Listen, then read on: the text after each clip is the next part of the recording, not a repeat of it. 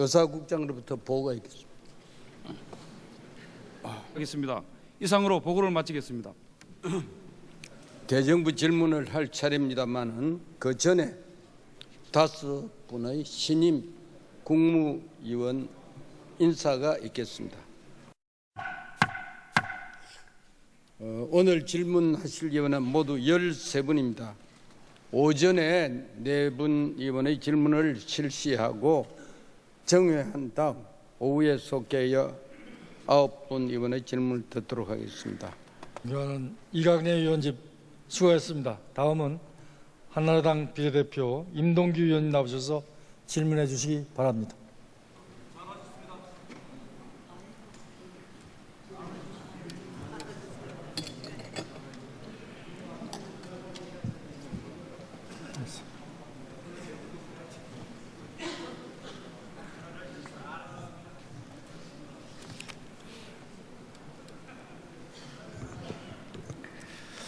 네, 존경하는 국민 여러분, 홍재영 부의장님과 선배 동료의원 여러분, 김항식 국무총리를 비롯한 국무위원 여러분, 한나라당 임동규 의원입니다.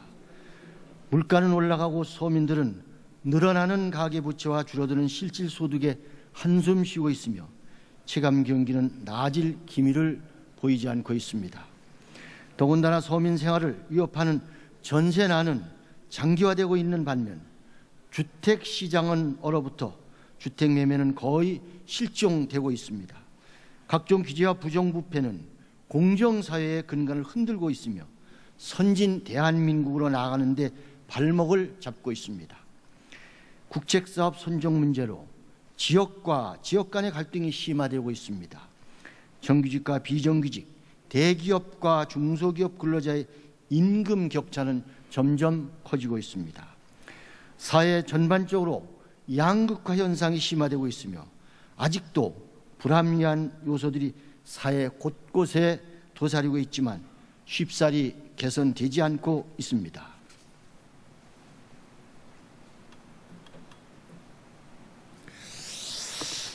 먼저 국토해양부 장관께 질문하겠습니다.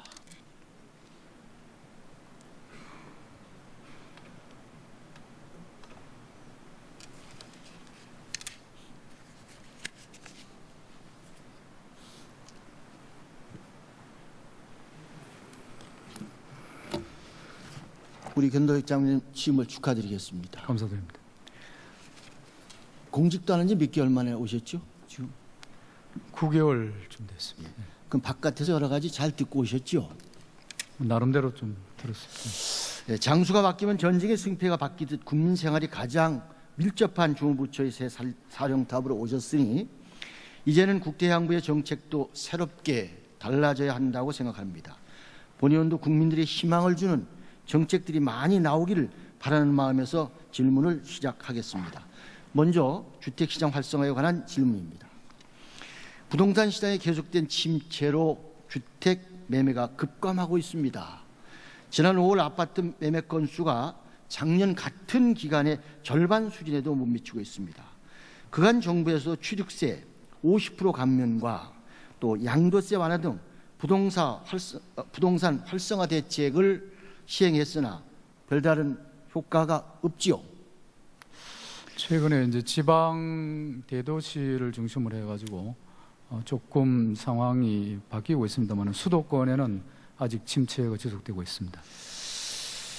전세 가격은 계속 오르고 있는데도 지금 수도권의 매매는 아주 실족된 이런 상태입니다. 그러면 그전에는 전세값이 오르면 그것이 매매로 연결이 됐는데 최근에는 그런 현상이 보이지 않습니다. 그러면 전세난이 오고 전세값이 오르고 이렇게 되면 이것을 매매로 연결하면 전세난도 좀 해결할 수 있고 어느 정도 완화할 수 있고 또 매매도 활성화될 수 있지 않겠나 이렇게 보는데 장관께서는 어떻게 보시는지 답변해 주시기 바랍니다. 네, 전적으로 동의합니다. 정부에서도 이제 그런 판단하에서 주택 거래 비용을 낮추려고 의원님께서 지금 말씀하신 취득세라든지 경감도 하고 노력을 해오고 있습니다. 또한 지난 정권 시절 부동산 가격이 폭등하던 시대에 만들어진 각종 규제를 폐지해서 침체된 주택 경기 활성화할 용의가 있는지 답변해 주시기 바랍니다. 이제 과거에 집값 급등기에 여러 가지 그 규제 정책을 도입을 했습니다. 그런데 지금 시장 상황이 완전히 바뀐 상황이기 때문에 그 동안에도 각종 규제 완화를 위해서 노력을 했습니다만 분양가 상한제를 비롯해서 시장을 좀 활성화시킬 수 있는 규제 완화를 계속 해나갈 생각입니다. 다음은 재건축 아파트 초과이익 환수에 관해 질문하겠습니다. 현재 재건축 아파트 초과이익 환수에 관한 법에서는 재건축 조합 추진이 승인 시점부터 준공 시점까지 오른 아파트 가격에서 평균적인 집값 상승분과 개발 비용을 뺀 나머지 금액에 대해 최고 50%까지 아파트 초과이익세를 내도록 하고 있습니다. 아파트 실수요자는 재건축에 따른 실현된 이익이 없는데도 불구하고 입주 시점의 시세가 올랐다는 이유만으로 엄청난 세금을 내야 합니다. 초과이득세는 다른 주택에는 없고 아파트 재건축에만 있는 세금 맞죠? 네, 그렇습니다. 예. 아파트 초과이득세를 낸 사람이 집을 팔 때 가격이 떨어지면 정부가 세금 돌려줍니까? 그렇지는 않습니다. 그런데 아파트 가격 상승분에 대해서는 양도소득세를 통해서 세금을 내도록 되고 있는 거 알고 계시죠? 알고 있습니다. 이렇듯 재건축 초과이익 환수는 지난 정권에서 주택 경기의 변동을 감안하지 않고 일시적 부동산 폭등을 막기 위해 만든 법으로 조세 형평에 맞지 않는 대표적인 악법이라고 생각하는데 과감히 폐지할 요기가 있는지 답변해 주시기 바랍니다. 재건축 초과이익 환수 제도는 의원님께서 말씀 주신 대로 주택 가격 급등기에 또 투기를 방지하고 개발이익의 사회적인 환수를 위해서 도입을 했습니다만 지금 시장 상황이 완전히 변한 상황이기 때문에 또 재건축을 또 활성화할 필요도 어느 정도 있습니다. 그래서 이런 점을 감안해서 제도 개선이 필요한 부분에 대해서는 적극 검토를 해나가도록 하겠습니다. 다음은 1세대 2가구 주택 조합원 자격에 관해 질문하겠습니다. 장관님, 재개발 사업과 재건축 사업은 다른 거 알고 계시죠? 예, 알고 있습니다. 다른 사업임에도 불구하고 재개발 사업의 투기과열 규제가 엉뚱하게 재건축 사업의 선의의 피해자를 양산하고 있습니다. 재개발 사업은 집이나 토지를 소유한 사람 모두 분양권을 받기 위해서 변칙적으로 지분을 쪼갰지만 재건축 사업은 아파트 소유자만 조합원 자격을 주기 때문에 기존 아파트보다 조합원 수가 늘어나는 것도 아니고 아파트 지분을 쪼갤 수도 없습니다. 9평짜리 아파트에 살다가 15평짜리 집을 샀는데 재건축 조합 승인이 난 것을 모르고 매입해서 같은 단지 내 일시적으로 2주택자가 되는 경우 같은 사업장이라는 이유로 조합원 자격을 하나만 인정하기 때문에 나머지 한 채는 팔 수가 없습니다. 조합원 자격이 없는 누가 사겠습니까? 또 대출로 인한 엄청난 이자를 감당하지 못하고 가정이 무너지고 있습니다. 또한 아파트 대건축 단지 내 주택을 매입했는데 매도자가 판 사람이 2주택자인 경우 현금 청산도 오래 걸리고 팔지도 못하는 실정입니다. 사전에 매도자가 2주택자인지 무슨 수로 알 수가 없습니다. 현행법상 재건축 사업의 경우 사업장이 다르면 같은 사람이라도 전부 조합원 자격을 주지만 같은 사업장 내에서는 한 채만 조합원 자격을 부여하고 있습니다. 장관님, 상식적으로 생각해 보십시오. 한 사람이 각기 다른 재건축 사업장에 여러 채를 가져도 조합원 자격을 다 주면서 동일 사업장 내에 두 채가 있다고 해서 한 채만 조합원 자격증을 주는 것은 형평에 맞지 않는다고 봅니다. 이거 어떻게 생각하시는 겁니까? 예, 이제 재건축 사업이 사업 지구 단위로 이루어지기 때문에 그 조합원 자격이나 또는 조합원이 나중에 분양받을 수 있는 주택 기준도 지구 단위로 저희가 판단을 하고 있습니다. 근데 위원님 말씀하신 뭐 그런 부분도 있습니다만 저희가 그 지금 지적하신 그런 말씀을 포함을 해가지고 현행 제도가 어떤 문제가 있는지 더 바람직하게 개선할 방법은 없는지 한번 검토를 해보도록 하겠습니다. 그래서 이렇게 억울한 이 단지마다 여러 채 한 사람이 가지고 있어도 조합원 자격을 다 주면서 한 단지에 그 과정에서 조합 승인이 나가지고 미처 이전이 안 돼서 억울한 사람이 많이 있습니다. 이건 조사를 하셔가지고 이분들에겐 조합은 자격을 줘야 된다고 보는데 이거 확실하게 좀 답변을 좀 해주세요.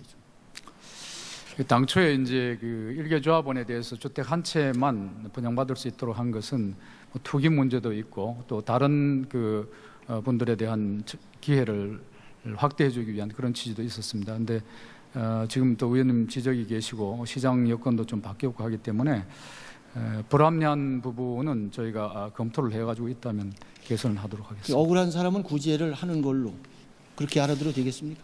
뭐 저희가 하여튼 검토를 해보겠습니다. 네. 검토해가지고는 안 되는 거예요. 이거 확실히 여기에 답변을 해주시고 그렇게 알겠습니다. 다음은 분양가 상한제 폐지에 대해 질문하겠습니다.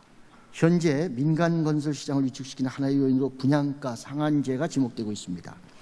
민간 건설 시장이 활성화되지 못하면 주택 공급이 줄어들고 해당 재건축 재개발 지역의 사업 부진이 초래되며 그 피해는 고스란히 주민들이 떠안게 됩니다. 본 의원은 물리적 규제로 인한 인위적 집가 안정을 꾀하기보다 시장의 변동과 사항을 살펴 적절한 수요 관리가 이루어지도록 돕는 것이 훨씬 효과적인 방법이라고 생각하는데 여기에 대해 장관도 동의하시는 거죠?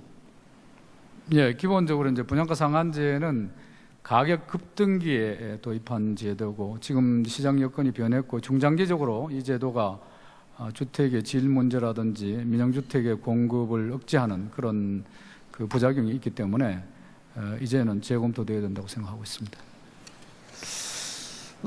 이거 분양가 상한제 이걸 맨날 검토한다가 아니라 문제가 있으면 집값이 올라가면 정부가 개입하고 집값이 떨어지면 또 개입하고 그동안에 계속 그렇게 하지 않습니까? 지금 이런 시장에서 이거는 폐지를 해야지 되지 않겠는가 이렇게 보는데 정부가 폐지하기 위해서 법률 개정을 위해서 노력하고 있습니다. 계속 노력하겠습니다. 예. 다음은 보금자리 주택 지구 지정에 대해 질문하겠습니다. 서민들에게 저렴하고 살기 좋은 주택을 공급한다는 것이 보금자리 주택 사업의 취지입니다. 하지만 지역의 특성과 조화를 전혀 고려하지 않고 일방적으로 추진하고 있어 문제가 심각하다고 생각을 합니다.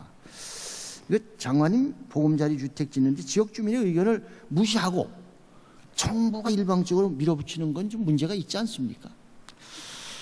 저희가 이제 해당 지자체나 지역 주민들의 의견을 나름대로 수렴은 하고 있습니다만은 의견들이 다양하기 때문에 모든 분들의 의견이 다 반영되지는 못하고 있다는 것을 알고 있습니다. 그럼 지자체 의견을 우선 그 말씀 드리기 전에 강동 지역을 예로 보겠습니다. 화면을 한번 먼저 봐주시기 바랍니다. 이 화면처럼 강동 지역은 현재 보금자리 주택 지구인 강이, 하남미사, 하남감일, 하남감북지구를 포함한 상일, 명일, 고덕, 둔천 재건축 단지 등 공동주택 개발이 장장 10만 세대에 이르고 있습니다. 이에 정부는 지난 5월 고덕, 강일 3, 강일 4지구를 추가로 보금자리 지구로 발표했습니다. 다 합치면 11만 세대가 넘습니다. 또 두 번째 화면을 보시겠습니다. 이 부분은 강동 지역에 몰린 보금자리 주택 추진량을 확대한 부분입니다. 장관님 저 한번 보시는 거예요? 여기 화면 다 있습니다. 이렇게 특정 지역의 표 중에서 보금자리 주택 지구를 지정하는 것은 형평성과 균형을 잃은 지역 차별 정책입니다.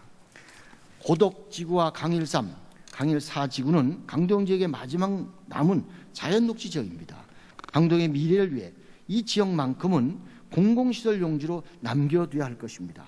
보금자리 주택특별법 제10조는 국토해양부 장관은 주택지구를 지정하려면 공고를 해서 주민 및 전문가의 의견을 청취하도록 하고 있습니다.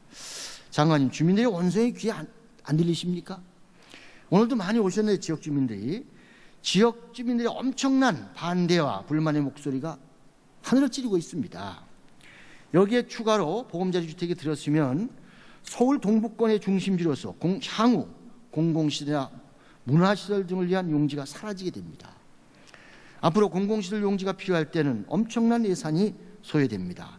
그때 가서는 장관님이 책임질 수 있는 겁니까? 의원님이 우려하시는 문제가 최소화될 수 있도록 해당 지자체와 충분히 협의를 하도록 하겠습니다.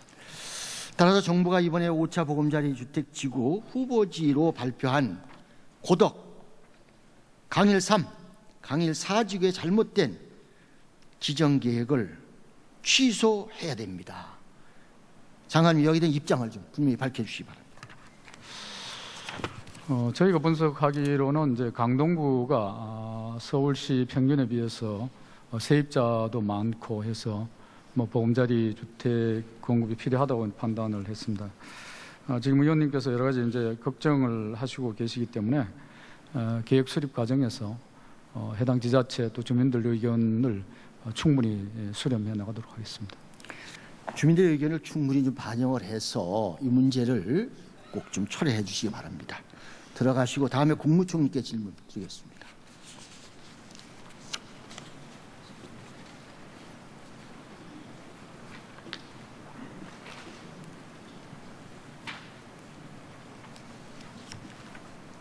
총리님 고생이 많습니다. 네, 괜찮습니다.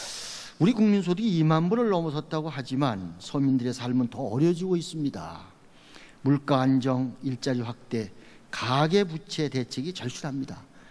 총리께서는 서민 생활 안정을 위한 대책이 무엇인지 좀 답변해 주시기 바랍니다. 예, 정부는 그동안 대중소기업 동반 성장, 일자리 창출, 서민금융 지원 등 다양한 서민 대책을 추진해 왔습니다만은 위원님께서 지적하신 것처럼 아직 그러한 효과를 제대로 보지 못하고 있는 것은 현실입니다. 그러나 계속해서 물가 안정, 또 서민층을 위한 일자리 창출, 사회 안전망 강화 등 국민들이 체감할 수 있는 대책들을 충실히 해나가겠습니다. 아시다시피 복지 문제라든지 그다음에 가계 부채 관련 문제 등 이런 문제들도 지금 심중 검토하고 있어서 조만간에 대책을 내놓을 수 있을 것 같고요.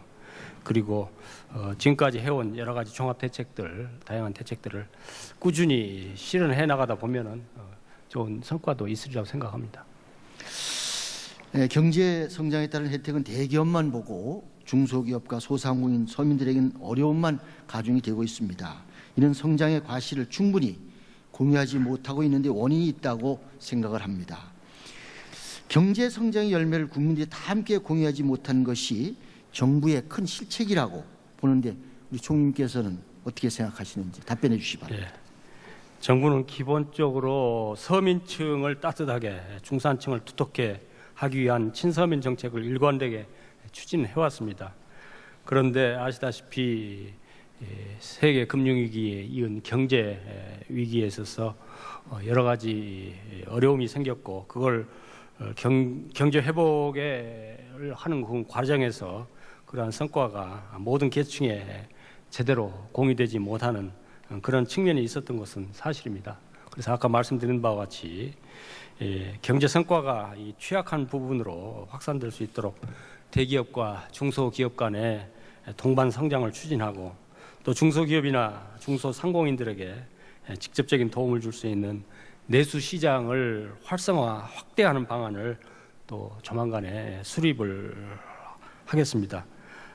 이 같은 대외적인 요인도 좀 추가되어 있습니다만은 물가 안정의 어려움도 있지만은 정부로서는 지금 여건 하에서 최대한도로 노력을 해서 서민 생활의 안정을 기할 수 있도록 더욱 노력을 하겠습니다.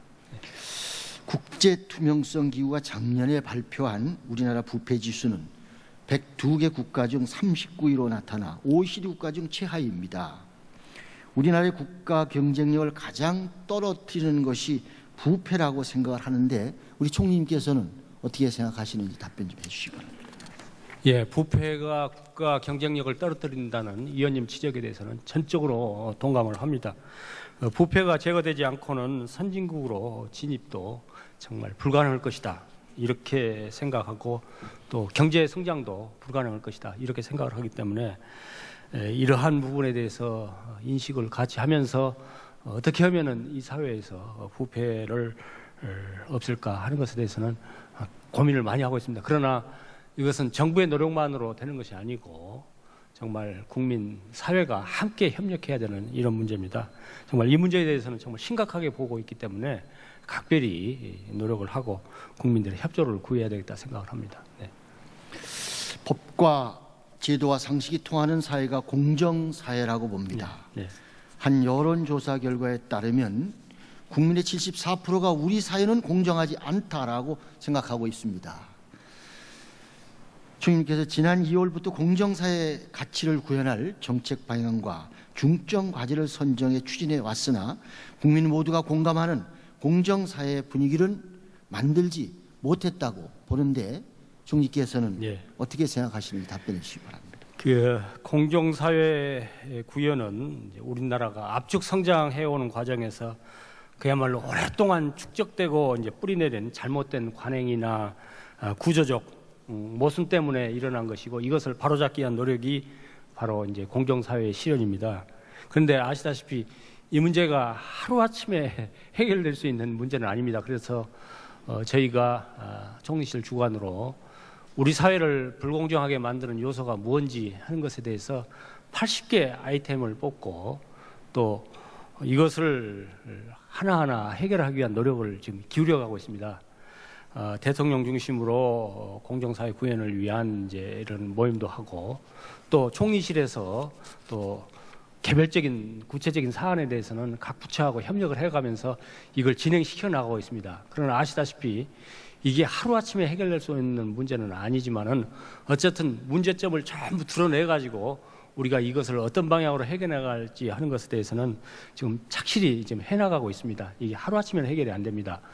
따라서 또 이 문제는 정부의 노력만 가지고 되는 것도 아니고 시민사회나 국민들의 협조가 필요한 이런 대목이기 때문에 좀 시간이 걸리더라도 우리가 강한 의지를 가지고 착실히 해나가면은 반드시 이 정부 안에 뭐 끝날이라고 생각은 하지 않습니다.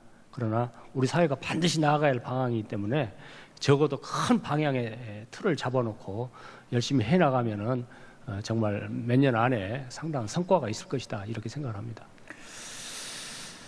네, 다음은 대기업과 중소기업이 동반 성장하고 서로 상생 협력해야 합니다. 중소기업에 필요한 것은 단순히 한시적 금융이 아니라 대기업이 중소기업의 기술 지원, 품질 향상, 판매 지원을 하도록 정부가 좀 중재하고 연결하는 역할 예. 적극 나서야 한다고 보는데 여기 대해서 총리께서는 정부의 의지를 좀 밝혀주시기 바랍니다. 예, 의원님 말씀 취지대로 중소기업의 우수한 기술 능력과 품질이 뒷받침이 되어야만 대기업도 성장할 수 있다고 생각합니다. 그래서 현재 정부는 대기업과 중소기업 간의 기술과 품질 또 판로 등 다각적인 차원에서 서로 협력을 해서 나아가는 것이 바람직하다는 생각을 가지고 동반 성장 협약 체결을 유도하고 있고 앞으로 이 동반 성장 협약이 성실하게 이행돼서 동방 성장 문화가 자리 잡을 수 있도록 정부에서 관심을 갖고 더욱 지원하고 노력을 하겠습니다. 네. 네, 지난 6월 정부는 고위공직자가 퇴직한 후 1년간 관련 업무 금지 등을 내용으로 하는 공정사회 구현을 위한 전관예우 근절 방안을 발표했습니다. 그러나 위반 시 처벌 조항도 미미하고 헌법에 보장된 직업 선택의 자유를 침해한다는 위헌 소지도 있습니다. 과연 이 정도의 대책으로 실효성을 거둘 수 있는지 우리 총리님의 견해를 말씀해 주시기 바랍니다. 예, 국민들이 정관예우에 대한 걱정이 많습니다. 또 그게 현실이고요. 그래서 이제 정부에서 공정사회 구현을 위해서 정관예우 근절 방안을 내놓았습니다만은 이것은 그야말로 지적하시는 것처럼 한편으로는 너무 강하게 나가면은 헌법상 직업 선택의 자유를 침해하는 그런 문제가 있기 때문에 위헌성 논란을 최소화하면서도 또 공직자와 국민이 또 한편으로는 공감하는 그런 방안이 될 수 있도록 여하튼 고심해서 나온 얘기 아닙니다. 그러나 그것이 실질적으로 실효성을 거두기 위해서는 그 위반 시의 재정 규정 등을 헌법이 합치하는 범위 내에서는 더 강화를 하고 또 하는 그런 내용들을 국회에서 법률 제정을 또는 개정을 통해서 이렇게 해나갈 것인데 위원님께서 또 깊은 관심을 가지시고 좋은 내용으로 입법을 해주시면은 저희들이 그걸 충실하게 하여튼 실천할 수 있도록 노력을 하겠습니다. 네. 총리 수고하셨습니다. 네. 들어가시죠.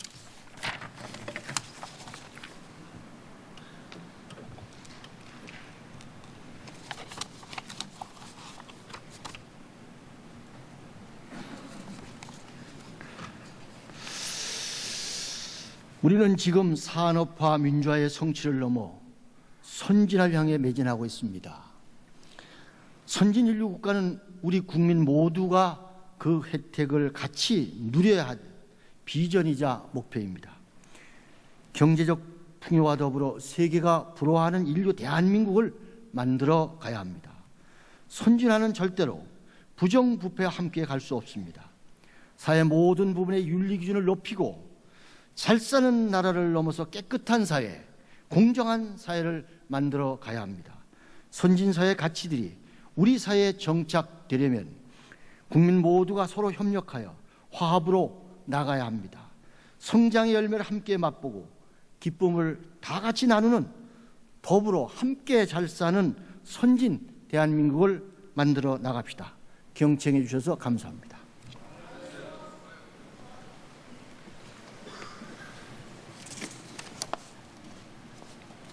네, 임동규 의원님 수고하셨습니다.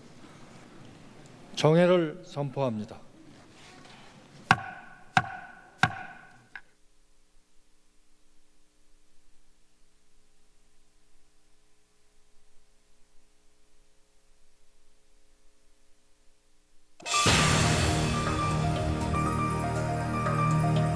지구의 모든 아름다움을 담고 있는 섬, 여기는 제주입니다.